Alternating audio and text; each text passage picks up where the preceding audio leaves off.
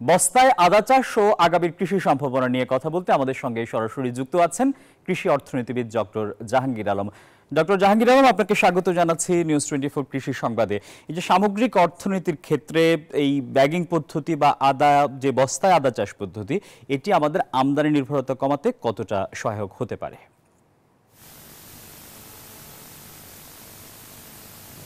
দেখুন, বস্তায় যে আদা চাষ করা হচ্ছে এটা খুব নতুন নতুন প্রযুক্তি, এবং এই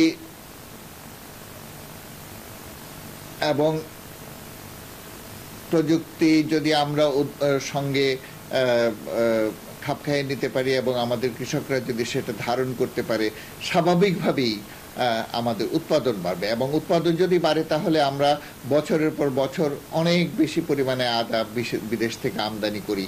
এটা আমাদের অর্থনীতির জন্য তো ভালো না, কারণ আমরা এখন এমনিতেই ডলার সংকটে আছি। এমন একটা পরিস্থিতিতে আমরা যদি আদার ক্ষেত্রে যদি স্বয়ংভরতার কাছাকাছি যেতে পারি বস্তায় আদা চাষের মাধ্যমে, এবং অন্যান্য নতুন প্রযুক্তি যে আছে সেটা উদ্ভাবিত প্রযুক্তি সেটা যদি গ্রহণ করতে পারি, তাহলে স্বাভাবিকভাবে আদা একটা গুরুত্বপূর্ণ মশলা, এবং আমাদের প্রচুর আমরা আদা ব্যবহার করি আমাদের খাওয়ার টেবলে।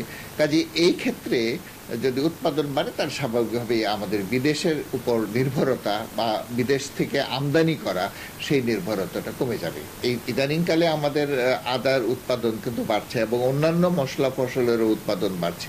সেই সঙ্গে যদি আমরা আদার উৎপাদন বাড়াতে পারি এবং বস্তায় যে চাষ পদ্ধতি, এইটা যদি আমরা কৃষকদেরকে বোঝাতে পারি, তাদের মধ্যে সম্প্রসারণ কাজ সাকসেসফুলি করতে পারি, তাহলে আমাদের উৎপাদন বাড়বে। এবং উৎপাদন যদি বাড়ে তাহলে স্বাভাবিকভাবেই আমাদের।